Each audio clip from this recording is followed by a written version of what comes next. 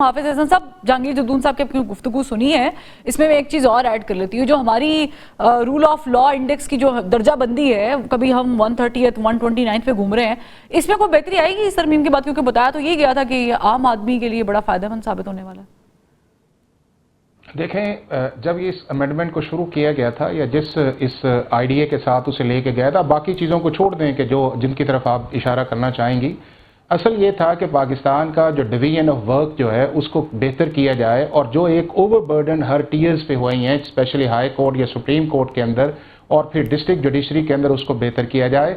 क्योंकि supreme court या high court जो एपलेट काम है उसकी बजाय इतना दूसरे कामों के अंदर, कॉन्स्टिट्यूशनल मैटर्स के अंदर चली गई हैं कि जिससे पाकिस्तान के आम आदमी के केसेस या उसके इंसाफ के रसाई के अंदर उसे बहुत प्रॉब्लम्स है। अब जब इस कॉन्स्टिट्यूशनल स्कीम के साथ आपने कॉन्स्टिट्यूशनल कोर्ट के अंदर गए और वहां के ऊपर आके फिर पॉलिटिकल फैसिलिटेशन यहाँ पे आई है कि एक नैरेटिव जो गवर्नमेंट पीपल्स पार्टी मौलाना साहब का था वो था कॉन्स्टिट्यूशनल कोर्ट का, और उसी कॉन्टेक्स्ट के अंदर बिल्कुल बात मुनासिब थी कि पाकिस्तान के आम आदमी के केसेस बर्डन कम होगा।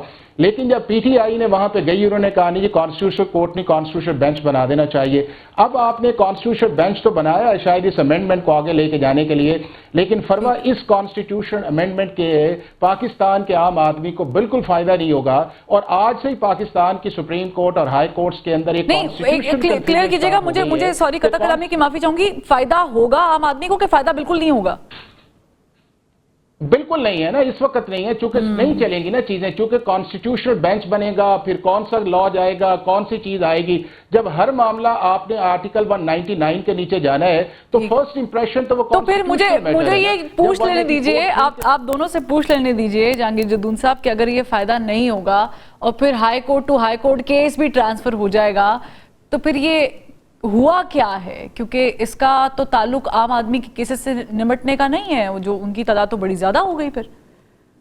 नहीं, बिल्कुल देखें, ये हाफिज साहब ने आखिर में बात की है कि इसका फायदा बिल्कुल नहीं होगा। उसकी वजह ये है ना कि आप, मैं तो समझ रहा था हाफिज साहब कहेंगे कि जी फायदा होगा, तो फिर मैं कहता है मैंने भी इसीलिए मैंने कहा शायद मुझे करेक्ट कर दे, मैंने सुना शायद फायदा होगा। हाँ, देखें 3 महीने के बाद हम अगर नहीं, फायदा तब होगा कि जब आप ओरिजिनली कॉन्स्टिट्यूशनल कोर्ट की तरफ जाएंगे। अब देखें, ये उस वक्त देखे ना, वो एक अलग डिबेट है कि ओरिजिनल कॉन्स्टिट्यूशन कोर्ट बना के वो सुप्रीम कोर्ट को बिल्कुल डिमोलिश कर रहे थे, वो भी एक मतलब है, वो उस पर अलग बहस हो सकती है। अब देखे ना, आपने अगर कहा है बैकलॉग इनके मुताबिक, अब हाफिज साहब ने तो कह दिया जी लोगों को फायदा नहीं होगा, ना ही बैकलॉग खत्म होगा। लेकिन जो पॉलिटिशियन आगे आपके चैनल पे ये कहते हैं कि हमने ये अमेंडमेंट इसलिए लाई है, चले आप दोनों के मुताबिक तो फायदा नहीं होगा। जस्टिस शाइक उस्मानी साहब से मैं पूछ लूं। जी, मेरी समझ के मुताबिक, अकल के मुताबिक आप देख लेना कि इसमें इतने प्रॉब्लम आएंगे कि इनको सॉल्व करना इस सुप्रीम कोर्ट के लिए बहुत मुश्किल हो जाएगा, और ये डिसाइड करने में मुश्किल हो जाएगा कौन सा केस जो है कॉन्स्टिट्यूशनल। चले आपके नजदीक इसमें बहुत प्रॉब्लम्स आएंगे जस्टिस शाइक उस्मानी साहब, वाकई बहुत प्रॉब्लम्स आएंगे। फरवा ये सारे लोग मौलाना फजलुर रहमान साहब के पास जाएंगे और 27वीं आईनी तरमीम की तरफ जाएंगे तो इशू आगे। ठीक है, चले मुझे सिर्फ ये बताएं कि मेरी नाकिस इल्म के मुताबिक आर्टिकल 5 के बदले जब 184(3) को हम डिस्कस करते हैं तो फिर तो हम ये समझते हैं कि ये उनके पास होना चाहिए, क्योंकि ये आम बंदे की मसले के ऊपर भी नोटिस लिया जा सकता है। तो आप नहीं समझते कि ये हुकूमत ने ये क्या किया है? अच्छा फरवा, एक तो ये है कि आर्टिकल 184(3) जब कॉन्स्टिट्यूशन के अंदर बनाया गया था तो ये सुप्रीम कोर्ट ऑफ पाकिस्तान का जो एपलेट वर्क था या जो एडवाइजरी जुरिस्डिक्शन थी, उसके अंदर एक ऐसी विंडो ओपन की गई थी कि पाकिस्तान की सुप्रीम कोर्ट अगर समझती है कि कोई मामला पब्लिक इंटरेस्ट का है या पब्लिक एट लार्ज का है तो उसके ऊपर पाकिस्तान की सुप्रीम कोर्ट के अंदर डायरेक्टली कोई एप्लीकेंट भी जा सकता है और उसके बाद आप उसका एक सो मोटो एक्शंस भी ले सकते हैं। ये एक गुड इंटेंशन के साथ एक चीज़ आई थी। अब उस आर्टिकल, और इसी तरह 199 का था कि 199 हाई कोर्ट अगर एपलेट के तौर पे काम करती है और किसी शख्स को कोई रेमेडी अवेलेबल नहीं है तो कॉन्स्टिट्यूशन ने एक विंडो प्रोवाइड की पाकिस्तान के हाई कोर्ट्स को कि उनकी 5 एरियाज के अंदर जाके जो है रिट टू मेंडमेंट्स है, सरशरारी है, कोवरेंटो है या हेवियस है, उसके अंदर जाके पाकिस्तान के एक आदमी को इन्फोर्समेंट ऑफ फंडामेंटल राइट्स के लिए आप अप्रोच कर सकते हैं। अब ये था वो सारा बैकग्राउंड। बट जब आहिस्ता आहिस्ता आप मुझे ये बताएं कि पब्लिक एट लार्ज या पब्लिक इंटरेस्ट के ऊपर पाकिस्तान की सुप्रीम कोर्ट के जो सुओ मोटो नोटिस हैं या पाकिस्तान की जुरिस्डिक्शन को जिस तरह इन्वोक किया गया है और जिस तरह पाकिस्तान की सुप्रीम कोर्ट को एक सेंसिबल बिहेव करना चाहिए था, 1975 के अंदर एक जजमेंट आई थी पाकिस्तान की सुप्रीम कोर्ट की और उन्होंने ये कहा था कि अगर कोई मामला हाई कोर्ट्स के अंदर किसी जगह इनिशिएट हो जाता है तो पाकिस्तान की सुप्रीम कोर्ट को रिस्ट्रेन करना चाहिए, क्योंकि सुप्रीम कोर्ट जो है फर्स्ट ऑर्डर अगर कोई करेगा तो उसका खिलाफ रेमेडी जो है वो बड़े मिनिमम चांसेस हो जाते हैं और वो आपके सामने कई जजमेंट्स के अंदर आया। अब जब पाकिस्तान की सुप्रीम कोर्ट आर्टिकल 184(3) के अंदर सुओ मोटो आप देखें ना किस तरह लिए गए और किस तरह एक्सरसाइज की गई। सर मैं कह रही हूँ गलत लिए गए हैं हाफिज साहब, मैं कह रही हूँ गलत लिए गए हैं, मैंने उसे क्रिटिसाइज किया है, लेकिन पॉइंट ये है कि ये भी तो ठीक नहीं है ना। नहीं फरवा, अभी भी 184(3) को खत्म नहीं किया गया, 199 को खत्म नहीं किया गया। अब सिर्फ इतना कर दिया गया है कि जो और मैं आपको बताऊं, अगर पाकिस्तान की सुप्रीम कोर्ट के अंदर सबसे ज्यादा क्रिटिसिज्म हुआ है तो उनके सुओ मोटो पे हुआ है, तो अगर वो सुओ मोटो नहीं लेते, मैं चला जाता हूं, आप चले जाते हैं, जदून साहब चले जाते हैं, कोई शख्स जाके एक एप्लीकेट दे देता है, तो क्या पाकिस्तान की सुप्रीम कोर्ट की पावर खत्म हो गई है? अब उससे होगा क्या कि पाकिस्तान की सुप्रीम कोर्ट के अंदर जो अननेसेसरीली क्रिटिसिज्म इन काम की वजह से होता है वो नहीं आएगा। दूसरा उस चीज के अंदर यह है कि अगर पाकिस्तान के अंदर एक आप चीफ जस्टिस की अहमद साहब सिर्फ एक मैं ज़ाहिर एक सवाल का जवाब दे दे, फिर मैं जस्टिस साहब की तरफ यही इशू लेके जाऊंगी। मुझे सिर्फ ये बताएं सर कि आपके इस पूरी तरमीम के बाद टॉप 3 में से सीनियर मोस्ट में से एक सिलेक्ट हो गया? जो सेलेक्ट हुआ, कुछ लोग कह रहे हैं कि वो नहीं सर, मेरी अर्ज सुन लेना सर प्लीज।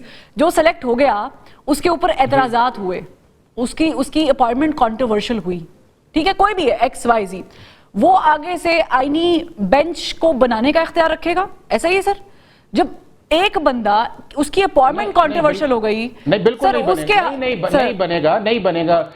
फरवा ये है कि चूंकि अभी अमेंडमेंट्स नहीं है, लोगों को शायद इसकी एजुकेशन नहीं है, या चूंकि एक काउंटर नैरेटिव चल रहा है और चीज़ों को मिक्स किया जा रहा है, उसके अंदर ये है कि नंबर 1 तो ये है कि अगर पाकिस्तान तहरीक इंसाफ ने कॉन्स्टिट्यूशनल कोर्ट के ऊपर दूसरी पॉलिटिकल पार्टीज को उनके जो स्टार एक प्रोग्राम था या एक स्टार अमेंडमेंट से पीछा करवाया था, तो क्या पाकिस्तान तहरीक इंसाफ जो थी वो जुडिशियल अपॉइंटमेंट्स के अंदर ये चीफ जस्टिस की अपॉइंटमेंट को नहीं कुछ करवा सकती थी? मीनिंग देयर बाय कि ये कंसेंसस थी, और अगर 13-14 सितंबर का आप ड्राफ्ट देखें तो आज तक वही है। दूसरा उस चीज के अंदर यह है कि अगर पाकिस्तान का चीफ जस्टिस अब लगता है, मेरे लिए तीनों बड़े इंपॉर्टेंट है। आप या अफरीदी साहब को देख ले, ठीक है, चले मैं चाहूंगी इसमें शायद उस्मानी साहब की भी जी अब आप सिर्फ एक मिनट मुझे ब्रेक का जो जुडिशियल कमीशन है वो अपॉइंट करेगा आपका कॉन्स्टिट्यूशनल बेंच, चीफ जस्टिस की जो सरबराही में कमीशन है वो नहीं है। लिहाजा ये परसेप्शन करना कि जी चीफ जस्टिस गवर्नमेंट लगाएगी वो करेगी, वैसा कॉन्स्टिट्यूशन के अंदर नहीं है। चले ठीक है, मैं जस्टिस साहब की भी इस पे रहनुमाई चाहूंगी। जस्टिस शाइक साहब, आप इस पर प्लीज रोशनी डालिएगा और एक सादा सा सवाल बीइंग सिटीजन ऑफ पाकिस्तान मेरी तरफ से ले कि मुझे बताएं कि बीइंग अवाम मुझे क्या फायदा होगा? देखिए, ये अब चीजें ऐसी हैं जो कि सेटल बाद में होंगी। सुप्रीम कोर्ट के पास पावर्स हैं कि वो अपने रूल्स बना सकती है। तो अब ये सब नई चीजें आई हैं, नई अमेंडमेंट आई है, इसमें यकीनन अभी कहना कि इस तरह से होगा उस तरह से होगा बहुत मुश्किल। जब ये आगे मामला चलेगा तो पता चलेगा। अब देखिए, जहाँ देखिए 184(3) की बात है, 199 की बात है, ये सब चीज़ें जो हैं ये अभी तक होती रही हैं, लेकिन अब उसका किस तरीके से होगा इंतज़ाम वो अपनी जगह पर है। 184(3) भी है, 199 भी है। सो मोटर नोटिस तो इफ्तिखार चौधरी साहब ने शुरू किया था, उससे पहले तो सो मोटर नोटिस नहीं था। लेकिन अब ये सब चीज़ें जो हैं ये सेटल हो जाएंगी और एक तरीका बन जाएगा, क्योंकि सुप्रीम कोर्ट खुद अपने रूल बना सकती है और वो इसके बना सकती है। बिला वजह इस पे बहस करना और ये कहना कि ये ऐसा होगा वैसा होगा, क्योंकि अनफॉर्चुनेटली बदकिस्मती से हमारे सियासतदान में एक चीज़ जो मिसिंग है वो इंटेलेक्चुअल ऑनेस्टी है। There is no intellectual honesty. वो सब अपने अपने मकसद के लिए खड़े हो जाते हैं और बातें करते हैं। ये सब चीज़ें अमेंडमेंट होती रहती हैं, अमेंडमेंट से चेंजेस आते हैं और चेंजेस को सेटल करने के लिए रूल्स बनते हैं और रूल्स बनेंगे। और ये कहना कि एक जज जो है जिसको जिसने कि पहले एक पार्टी के हक में फैसला किया वो हमेशा उस पार्टी के हक में फैसला करेगा, ये बिल्कुल गलत है। अब हो सकता है कि कल अगर ये इन 3 जजेस में से मंसूर अली शाह साहब को या मुनीब अख्तर को चीफ जज बना देते हैं, उससे कोई फर्क नहीं पड़ेगा। वो अपने अकल से, अपने दानिश से फैसला करेंगे।